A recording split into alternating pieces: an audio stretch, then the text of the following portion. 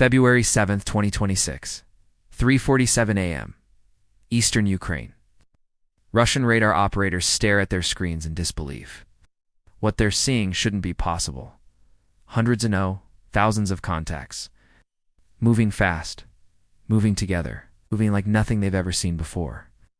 Within 6 hours, an entire sector of Russia's integrated air defense network will cease to exist. Within 12, a front line that took 18 months to fortify will collapse like a house of cards. This is not a movie. This is real. And what you're about to witness represents the single most devastating drone assault in modern warfare history. To understand what happened that night, we need to rewind, not months, years. Since 2022, Ukraine has been fighting a war it wasn't supposed to win. Outgunned, outmanned, facing one of the world's largest militaries. But Ukraine had something Russia didn't: desperation married to innovation. While Russian generals stuck to Soviet-era doctrine, Ukrainian engineers were rebuilding warfare from the ground up. Late 2024, Ukrainian forces had already demonstrated deadly proficiency with commercial drones, modified DJI Mavics dropping grenades and racing FPV drones, kamikaze diving into tanks. But these were individual strikes. Lethal? Yes. Strategic game changers? Not quite. Then came Project Riy Ukrainian for Swarm. Developed in secret across multiple underground facilities in western Ukraine, Riy wasn't just about building more drones. It was about building thinking drones. It's autonomous AI-guided platforms capable of coordinating attacks without human input. It's capable of adapting to enemy countermeasures in real time. Capable of overwhelming even the most sophisticated air defense systems through sheer numbers and unpredictability. The technology borrowed from multiple sources: Israeli loitering munition tactics, Chinese commercial drone swarm demonstrations, and American AI research leaked through open-source military publications. Ukrainian software engineers, many of whom had worked in Silicon Valley before the invasion, coded the decision-making algorithms. Defense contractors in Poland and the Baltic states provided components. Western intelligence agencies looked the other way. By January 2026, Ukraine had operational swarms. 300 autonomous drones per package. The mathematics of asymmetric warfare had fundamentally shifted. Russian military intelligence knew something was coming. Intercepted communications from late January showed unusual activity around Ukrainian drone production facilities. But they assumed it would be the same piecemeal attacks they'd been dealing with for years. More FPV strikes, more harassment, annoying but manageable. They were catastrophically wrong. Hour 0, 3:47 a.m. The first wave launches from concealed positions 60 kilometers behind Ukrainian lines. Not 300 drones, 900. 3 separate swarms, each programmed with overlapping target packages, each capable of independent operation. Russian early warning radars pick up the signatures immediately. But here's where the nightmare begins.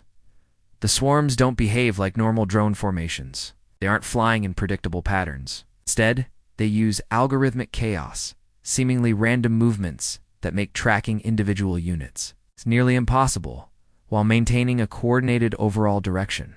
At the operational command center in Luhansk, a Russian air defense colonel makes the call: engage with electronic warfare EW systems first. Conserving missiles for confirmed threats. It is the correct decision based on every previous engagement. Will prove fatal. Hour 1. 4:47 a.m. Ukrainian swarms hit the Russian EW barrier. Normally, this is where drone attacks fall apart. Russian R-330, ZH-JITL, and Krosko-4 systems are designed specifically to jam GPS signals and disrupt command links. They've neutralized hundreds of Ukrainian drones this way.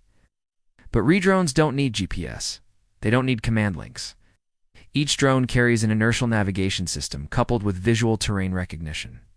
The AI has been trained on thousands of satellite images of the target area. Even without external signals, the drones know exactly where they are. The Russian EW systems might as well be museum pieces. Swarm 1.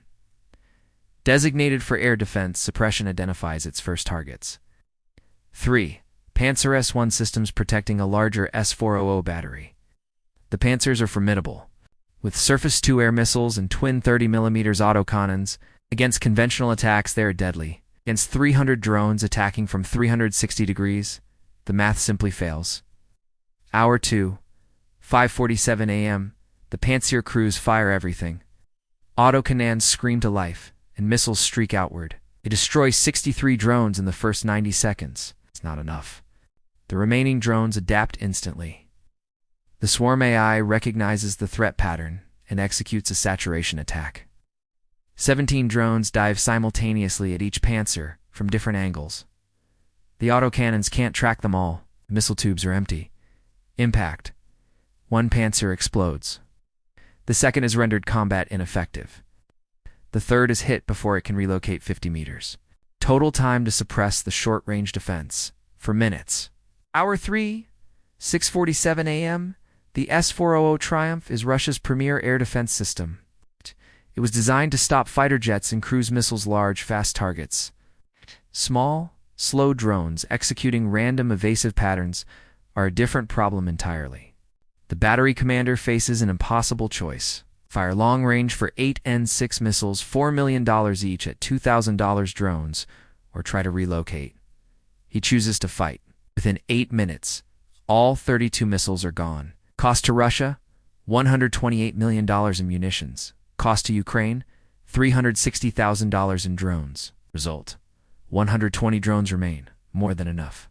Hour 4, 7:47 a.m. The S-400 launchers try to flee. Too late. Dozens of drones descend on each vehicle. While the warheads are small, 3 to 5 kilograms, precision strikes on radar arrays and command vehicles multiply their effectiveness. The entire battery is mission. Hour 6, 9:47 a.m. Russian frontline positions in the Luhansk sector have been fortified for 18 months with trenches, bunkers, and 4,000 troops. Wow. Normally, a breach would take weeks and massive casualties. With air defenses eliminated, Swarm 3 has free reign. 300 drones strike simultaneously, brigade HQ, ammo dumps, communication nodes, and artillery posts. Within 30 minutes, the Russian defensive network loses its nervous system. Units are isolated, blind, and leaderless. Hour 8, hours 11 minutes and 47 seconds, AM Ukrainian ground forces launch their assault. Mechanized infantry and Bradleys in Rosomak, APCs punch through gaps. Ukrainian artillery, finally able to operate without fear of Russian. Air defense delivers precision strikes, guided by drone spotters. By nightfall, Ukrainian forces have advanced 12 kilometers more gain in a single day than in the previous 6 months combined. 72 hours post-strike, the Luhansk breakthrough isn't an isolated incident. It's a proof of concept. Every Russian position along the front is now vulnerable. Strategic calculus has fundamentally changed. Russia's numerical and defensive advantages depend on air defense dominance. Without it, they are suddenly mortal. Political shockwaves. NATO defense ministers convene urgent sessions. If autonomous swarms can neutralize peer-level defenses, what does that mean for NATO's own posture? China watches intently. The PLA has developed similar tech for years, and they are now conducting comprehensive reviews of their own networks. Day 14, a second massive swarm operation launches in Zaporizhia. Same pattern: suppression, exploitation, breakthrough. Russia's leadership faces an impossible dilemma. They cannot defend everywhere, and they cannot afford to lose anywhere. The anatomy of a redrone design: modified commercial quadcopters with 45-minute flight times. Warhead: 3 to 5 kilograms shaped charge. Navigation: triple redundant GPS, inertial, visual terrain, recognition, AI coordination, distributed decision-making. If drones are lost, the swarm reorganizes automatically. Costs $2,000 per unit versus millions for the targets they destroy. For decades, air defense has been the shield of the ground forces. That shield is now shattered. Traditional defense assumes threats are expensive and limited. When the threat is cheap and comes in waves of hundreds, the economics of war collapse. The human cost beyond the strategy. Real people are dying. Russian soldiers in trenches, killed by drones they never saw. Ukrainian troops exploiting gaps while knowing a counterattack is always possible. War remains brutal no matter how smart the weapons become. Ukraine has the advantage of surprise, but Russia will adapt. New counter-swarm technologies: directed energy, advanced EWR, being rushed to the front. The question is, can Ukraine press the advantage before the window of opportunity closes? February 2026 marks an inflection point. The age of drone swarms has arrived.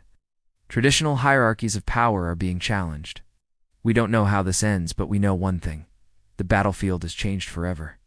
What do you think happens next? Can Russia develop effective defenses, or has Ukraine permanently shifted the balance of power? Does this technology represent the future of all warfare?